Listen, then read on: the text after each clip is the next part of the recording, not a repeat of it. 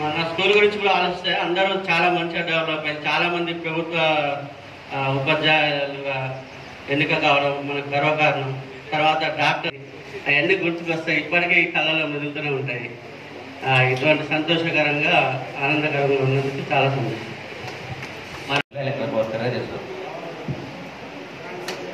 నా పేరు ప్రవీణ్, నేను థర్డ్ నుంచి 10th వరకు నలంద స్కూల్లో చదివాను. ఈరోజు ఇంతమంది పొజిషన్లో ఉన్నారంటే ప్రత్యేకంగా నలంద స్కూల్లో నేర్పిన క్రమశిక్షణే కారణం నేనైతే అనుకుంటున్నాను. నాకు విద్యాబుద్ధులు నేర్పిన ప్రతి ఒక్క గురువుకి, మాతాజీకి నా పాదాలను తెలియజేసుకుంటున్నాను. రంగంలో ముందుకు దూసుకెళ్తున్నటువంటి మన ఉంగరాల జుట్టు నాగరాజుని సంతోషంగా ఉంది. నా పేరు ఈ నాగరాజు, మాది ప్రాపర్ వచ్చేసి కర్నూలు. నేను మిర్యాలగూడలో 5th to 9th వరకు చదివాను. ఆఫ్టర్ డిగ్రీ నేను మల్టీమీడియా చేసి అనిమేషన్ రంగంలోను, గేమింగ్ రంగంలోనూ 13 years వర్కింగ్. గేమింగ్ రంగంలో ఇప్పుడు సెటిల్ అయిపోయాను. Thank you so much. మా కుటుంబాల తరపున, మా పిల్లల తరపున మీకు సదా మేము ఎప్పుడు రుణపడి ఉంటామని మరొకసారి వినయపూర్వకంగా అందరి తరపున తెలియజేస్తున్నాం. నేను శిశు నుండి 8వ తరగతి వరకు నలంద స్కూల్లో చదువుకున్నాను. ఆ తర్వాత హైదరాబాద్లో ఓరియంటల్ సాంస్క్రిట్, సంస్కృతం, కేవలం ఓన్లీ సంస్కృతం తప్ప ఇంకొక ప్రపంచం తెలియకుండా చదువుకున్నాం. అక్కడ ఎవరు తెలియదు, ఓన్లీగా సంస్కృతం వచ్చినటువంటి వారు మాత్రమే తెలుసు అక్కడిగా. అటువంటి విద్యామందిర్ అది బోయిన్పల్లి, సికింద్రాబాద్లో ఉంది. నేను రీసెంట్గా ఒక 6 months బ్యాకే దాని పూర్వ విద్యార్థుల సమ్మేళనానికి వెళ్ళొచ్చినాము. అక్కడ కూడా చాలామంది గురువుల్ని కలవడం, మనం ఇవన్నీ జరిగినప్పటికీ చిన్ననాటి స్నేహమే ఎక్కువగా మనని బాగా ఆకర్షితులను చేస్తుంది. వాళ్ళే ఎక్కువ దూరం మనతో ప్రయాణం చేస్తుంటారు. అట్లా మనం చెప్పుకోవడానికి ఇక్కడ మేమందరం కనిపిస్తున్నాం. మేము ప్రత్యేకంగా మా వెంకరెడ్డి సార్ గారికి చాలా రుణపడి ఉంటాం. సారు మమ్మల్ని వెంటుండి మమ్మల్ని అందరినీ బాగా చదివిపిస్తూ వాళ్ళకి మాతాజీలకి వందనాలు. సైన్స్ నా పేరు రమేష్, దాని క్యాబ్ 2 బళ్ళు. అందరికీ నా హృదయపూర్వక ధన్యవాదాలు. అలాగే నా తోటి విద్యార్థులకు అందరికీ విశేష తెలుపుతూ, నేను హైదరాబాద్ వెళ్ళాను 10 years బ్యాక్ ఒక చిన్న పని మీద. కానీ అక్కడ సెట్ కాలేక మళ్ళీ రివర్స్ రావడం జరిగింది. డిగ్రీ కంప్లీట్ చేసి విశాఖ ఇండస్ట్రీస్లో జాబ్ చేశాను పర్చేజ్ అసిస్టెంట్గా. అక్కడ కూడా శాలరీ సరిపోలేదని చెప్పి మళ్ళీ బిజినెస్ ఐడియాతో హైదరాబాద్కి వెళ్ళాను. అక్కడ ఆర్బీ మొబైల్ అని చెప్పి ఒక మొబైల్ షాప్ పెట్టాను. తర్వాత అలా పెంచుకుంటూ ఒక 10 షాపుల వరకు తీసుకెళ్ళి విలేజ్లో ఉన్న కొంతమంది ఫైనాన్షియల్గా కానీ లేదంటే చదువు పరంగా కొంచెం వీక్ ఉన్న వాళ్ళని తీసుకెళ్ళి దాని మీద ఐడియా తీసుకొచ్చి వాళ్ళ దగ్గర కూడా షాపులు పెట్టించడం జరిగింది. వాళ్ళందరూ సొంతంగా ఇల్లు కొనుక్కొని ఫ్యామిలీతో సెట్ అయ్యారు. దాంతోపాటుగా నేను కూడా ఒక 3 షాపులు పెట్టుకున్నాను. అందులో ఒక మొబైల్స్ అండ్ ఎలక్ట్రానిక్ షాప్ పెట్టుకొని ఇలా సొంతంగా ఇల్లు తీసుకుని ఉన్నాను. ఒక 15-20 మంది నాకు నా దగ్గర పనిచేస్తున్నారు. వాళ్ళందరూ కూడా వెల్ సెటిల్ ఉన్నారు. మిత్రులందరికీ నా హృదయపూర్వక నమస్కారాలు. నేను ఇప్పుడు హైదరాబాద్లో ఉంటున్నా. నాకు 2 ఆడపిల్లలు. పెద్ద పాప 2nd year, చిన్న పాప 6th. ఈ సభ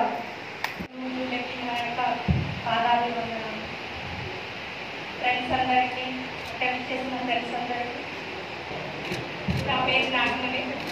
చాలా మంది గుర్తుపట్టారో లేదో తెలియదు. సరే, దానికి ఏ పేరు పెట్టుకున్నా కూడా మీరు ఏమైనా చేయండి, నేను ముందుంటా. ఆర్థికంగా చాలా ముందున్నా. నేను మీ అందరికీ ఎప్పుడూ ఆర్థికంగా అయినా ముందుంటా అని మమ్మల్ని ముందుకు తోస్తున్నటువంటి సునీతని 2 నిమిషాలు.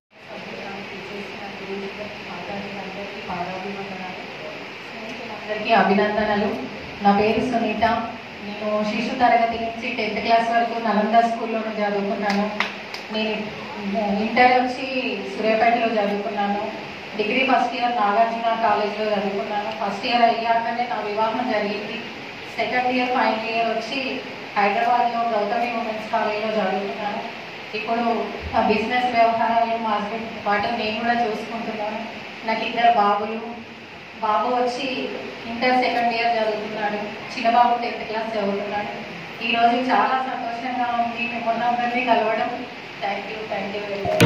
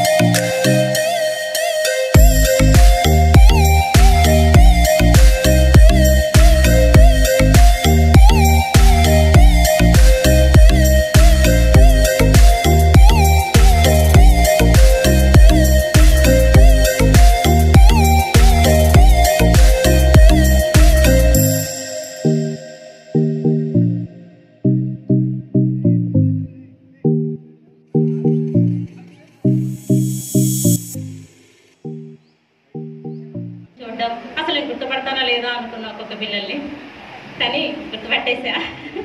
అది హ్యాపీ. నాకు భాస్కర్ సార్ బాగానే కనపడుతూ ఉంటారు, అసలు రోజు కనపడుతూ ఉంటారు సార్ నాకు. నేను మా అమ్మ వాళ్ళ ఇంటికి వస్తూ ఉంటాను. అయితే నేను సార్ అంటుండేసరికి అతను మేడం మీరేం నన్ను సార్ అంటారంటే మా వార్డు నెంబర్ కాబట్టి మా కష్ట సుఖాలు అన్నీ అతనే చూసుకుంటుంటారు. వన్స్ అతనికి క్లాస్ కొట్టరా అందరు ఒకసారి. ప్రతి ఒక్కరు ప్రతి రంగంలో ఉన్నారు. నేను అనుకున్నాను పోలీస్ రంగంలో లేరేమో అనుకొని అలా ఇంటూ ఉన్న సమయంలో ఒక అబ్బాయి పోలీస్ రంగంలో ఉన్నారు. ప్రతి రంగంలో ఉన్నారు. చాలా సంతోషం. మీరు ఇంకా ఉన్నత స్థానానికి ఎదగాలి అని కోరుకుంటున్నాను. మీ ఆశలన్నీ తీరాలని కోరుకుంటున్నాను. వేదికపై ఉన్న ఉపాధ్యాయులందరూ ఆరోగ్యాలతో అష్ట ఐశ్వర్యాలతో మీరు కూడా అందరూ మంచిగా ఉండాలని కోరుకుంటున్నాను.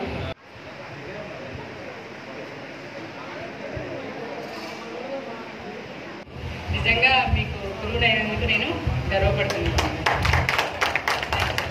పూర్వ విద్యార్థుల సమ్మేళన శుభాకాంక్షలు.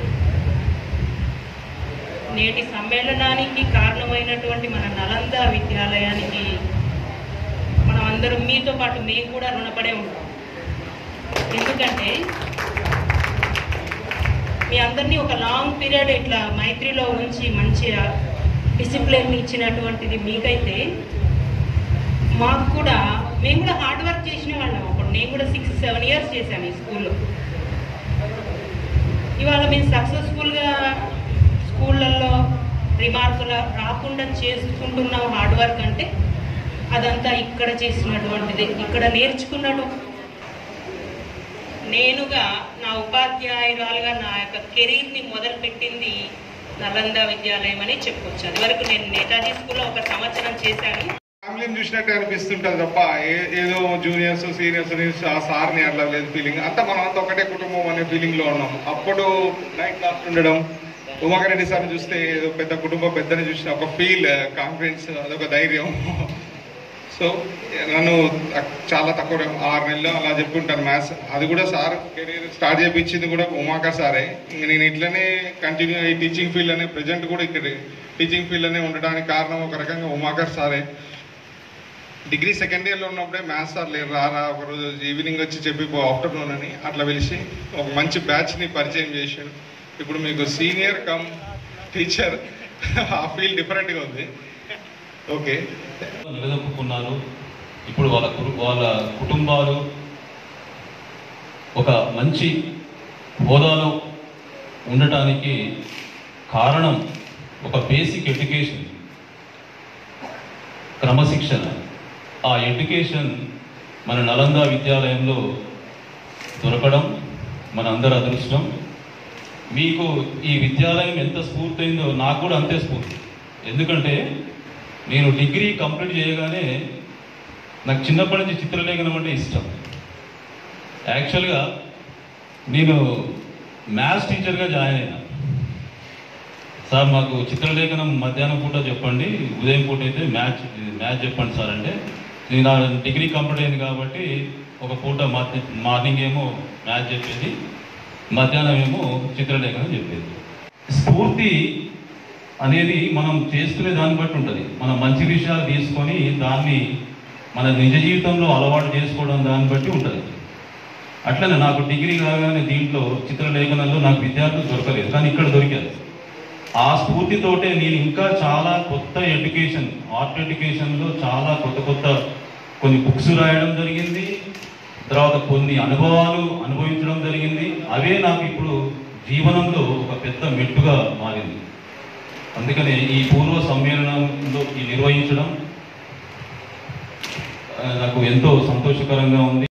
మీ తల్లిదండ్రులకు, అదేవిధంగా మీకు చదువు చెప్పినటువంటి గురువుకు వీడు మా శిష్యుడు అని మేము గొప్పగా చెప్పుకునే విధంగా మీరు ఎదిగి ఇంకా భవిష్యత్తులో మరి ఎప్పుడైనా సందర్భం వచ్చినప్పుడు ఇలాంటి కార్యక్రమాలు చేయాలని ఆశిస్తూ, మీకు అభిరుచి ఉన్నటువంటి మీకు ఆశయం, మీ యొక్క ఆశయాలకు తగ్గట్టుగా వివిధ రకాలైనటువంటి రంగాల్లో స్థిరపడటం అనేది, దానికి న్యాయం చేయడం అనేది జరిగిందన్నట్టు. ఆ యొక్క పాంప్లెట్ మీద ఉన్నటువంటి 3 అంశాలను ఆధారంగా చేసుకుని నలంద స్కూల్లో బోధించినట్టు ఉపాధ్యాయులు ఏదైతే బోధించారో దాన్ని ఆధారంగా చేసుకుని మీరు ఈ విధంగా ఇంతవరకు రావడం అనేది జరిగింది. ఇదొక అంశం కూడా మీరు గుర్తుపెట్టుకోవాల్సిన అంశం. ఇంకా ఈ మెమరీ సంపూర్ణంగా మళ్ళీ వెనకగా పోయినా ఈ యొక్క పూర్వ విద్యార్థి సమ్మేళనంలో మీరు ఈ మెమరీస్ని మళ్ళీ ఇక్కడ ఎప్పుడో మర్చిపోయింది 24 సంవత్సరాల క్రితం జరిగిన మెమరీస్ని మళ్ళీ ఇక్కడ జ్ఞాపకం చేసుకోవడం, ఆ జ్ఞాపకం చేసుకున్న అంశాలని మళ్ళీ ఈ విధంగా కలిసినప్పుడల్లా ఫోన్లోనే ఇప్పుడు ఫోన్ అందరికీ ఈ జటిల్ సార్ ఏర్పాటు చేసినట్టు గ్రూపులు ఏం చేస్తారంటే మీరు ఇక ఇప్పుడు ఫోన్లో మాట్లాడుకోవడం జరిగింది, అదే ఇక్కడ జరిగిన విషయాలు అనేది పాత కూడా మెమరీ చేసుకోవడం జరుగుతుంది. ఈ విధంగా సంవత్సరాలు మీరు సంతోషంగా ఆనందంగా ఉండడం జరిగింది. దానివల్ల మీ యొక్క లైఫ్ కూడా ఎలాంటి ఇబ్బందులు లేకుండా ఎలాంటి డిసీజ్ లేకుండా ఆరోగ్యకరంగా ఉండడానికి ఇది కూడా దోహదపడటం అనేది జరుగుతుంది. స్కూల్లో చేసినందుకు చాలా గర్వపడుతున్నాను. నాతో పాటు చేశారు, గవర్నమెంట్ ఉపాధ్యాయులు అయినారు. వాళ్ళు ఉపాధ్యాయులు కాకపోతే జీతం వస్తుంది, కానీ మనం ఇందులో ప్రైవేట్ స్కూల్లో పనిచేసినందుకు వాళ్ళే అంత గర్వపడుతున్నారు. మనం కూడా 20 సంవత్సరాలు, మీరు 10 సంవత్సరాలు ఈ పాఠశాలలో చదివినందుకే చాలా గర్వంగా ఉన్నది. మాకు కూడా 24 సంవత్సరాలు ఈ పాఠశాలలో పనిచేసినందుకు చాలా చాలా గర్వంగా ఉన్నది. ఇంకో విషయం, మీరు మొన్న గ్రూప్ క్రియేట్ చేశారు, దాంట్లో ఆ పాట కూడా చాలా ఎవరు పెట్టారు తన స్నేహం గురించి. ఆ పాట వింటుంటేనే మీ స్నేహబంధం ఎంతో అర్థమవుతుంది. మీరు అనేక వృత్తిలో ఉన్నారు, ఇప్పుడు అందరు చెప్పారు, అది ప్రతి వృత్తిలో ఉన్నారు. ఇలాంటి బ్యాచ్ సరే ఇంకా అన్ని బ్యాచ్లు కూడా ఇలా ఉన్నారు అనుకుంటున్నాము. ఒక్కొక్క బ్యాచ్లో ఇంతమంది ఉండేందుకు మాకు చాలా గర్వం. బ్యాచ్ ప్రియమైనటువంటి నా విద్యార్థులు నన్ను పోల్చినందుకు నాకు చాలా గర్వంగా ఉంది. ఎందుకంటే నేను ఆ విధంగా బిహేవ్ చేయడం వల్లనే ఈరోజు మీరు చెప్తుంటే ఒక్కొక్కళ్ళు all round development body, mind and spirit, అంటే అన్ని విధాలుగా డెవలప్ అయినటువంటి వారు మాత్రమే పుష్టిగా ఉంటారనేటటువంటి విషయాన్ని నేను గమనించినాను. ఈరోజు 24 సంవత్సరాలు వెనకకు పోయి ఆ రోజు ఏ విధంగా గిల్లుకున్నాము, ఏ విధంగా తిట్టుకున్నాము, అగో వాడు వస్తున్నాడు రా, లేకుంటే బాగుండురా అనుకునేటటువంటి చర్చలన్నీ కూడా నెమరు వేసుకునేటందుకు మళ్ళీ ఇక్కడ సమావేశమై అందరినీ ఆహ్వానించినందుకు ప్రత్యేకంగా మరొకసారి మా నలంద విద్యా సంస్థ యొక్క తరపున పేరు పేరున ధన్యవాదాలు తెలియజేస్తున్నాను. సరే, సార్ మరణించి ఎక్కడ ఉన్నాడు, కానీ వాటి ఆత్మ ఎప్పుడు కూడా స్కూల్ చుట్టూ తిరుగుతూ మన యొక్క విద్యార్థుల బాగోగా ఉండాలనేటటువంటి కోరుకున్నటువంటి వ్యక్తి ఈరోజు సత్య స్వర్గంలో ఉన్న వారికి అక్కడ పని తొందరగా ఉండటం వల్ల ఆ భగవంతుడు అక్కడ సేవ చేయించుకునేటందుకు తీసుకెళ్ళాడు. అది చాలా బాధాకరమైనటువంటి విషయం. కాబట్టి అందరం అతన్ని స్మరించుకుంటూ ఈ యొక్క సమావేశాన్ని మనం కొనసాగించినందుకు మరొకసారి విద్యార్థులను హృదయపూర్వకంగా అభినందిస్తున్నాను. మీరందరూ కూడా చక్కగా, నేను అనుకుంటాను ఈ బ్యాచ్ చూసినట్టయితే ఉదయం నుండి చూస్తున్నాం, ఒక్కొక్కరు అన్ని రంగాలలో ఒకరు ప్రత్యేకంగా, కొంతమంది ఒక రంగంలో, కొంతమంది ఒక రంగంలో అని పేరు పేరున చెప్పుకుంటున్నందుకు చాలా గర్వంగా ఉంది. కానీ మేము అనుకుంటాం అంటే మా విద్యార్థి ఎప్పుడు కూడా ఒక స్థాయిలో ఉండాలి అని కోరుకుంటాం. కానీ మా సార్లు మాత్రం అదే స్థాయిలో, అదే ఫీల్డ్లో, అదే విధంగానే ఉంటూ వారు అదే వృత్తిలో కొనసాగుతూ ఉన్నారు. అదే ఒక ఉపాధ్యాయుని యొక్క లక్షణం కూడా. వారు ఏం చేస్తారంటే తన పిల్లలు బాగా ఉండాలని కోరుకుంటాడు. ఎప్పుడు ఆయన స్వార్థాన్ని అతను ఎప్పుడు కూడా కోరుకోడు. ఆయన స్వార్థం కోరుకున్నట్టయితే ఏకలవ్యుని బొటనవేలు అడిగినట్టే ఉంటుంది. అటువంటి గురుదక్షిణ ఇచ్చినంతగా తీసుకొని, సరే కొన్ని సందర్భాల్లో పాఠశాల నిర్వహణ కష్టంగా ఉన్నప్పుడు నేను కొన్ని విషయాల్లో కఠినంగానే ప్రవర్తించేది. అదే వెంకరెడ్డి సార్ లాగా, అదే శ్రీనివాసరెడ్డి సార్ లాగా నేను కూడా ఉంటే అది ఇప్పుడు 2012, 13, 14లో మూసుకునేది. అదేవిధంగా నేను కూడా వాళ్ళలాగా ఉంటే 96లోనే ఈ బ్యాచ్ తోటే, ఆ తర్వాత బ్యాచ్ తోటో పాఠశాల క్లోజ్ అయ్యి ఉండేది. కాబట్టి కొన్ని విషయాలలో నేను కష్టపడుతూనే ఇతరుల టీచర్లను కూడా ఇబ్బంది పెడుతూ నేను కఠినంగా వ్యవహరించేటటువంటి విషయాన్ని నేనే స్వయంగా ఒప్పుకుంటాను. కొన్ని సమయాల్లో తప్పదు. నేను ఆ సందర్భాలనే మీరు డెవలప్ కావాలనే ఉద్దేశంతో మాత్రమే నేను మిమ్మలను ఆ క్షణాలలో ఆ విధంగా ప్రవర్తించేది తప్ప అది నా వ్యక్తిగతంగా మీ మీద ద్వేషం కాదు. అది మీరు అటువంటిది మర్చిపోవాలి. నేనేం మిమ్మలను ఇబ్బంది పెట్టను. నన్ను చూసి భయపడవలసిన అవసరం అంతకంటే లేదు.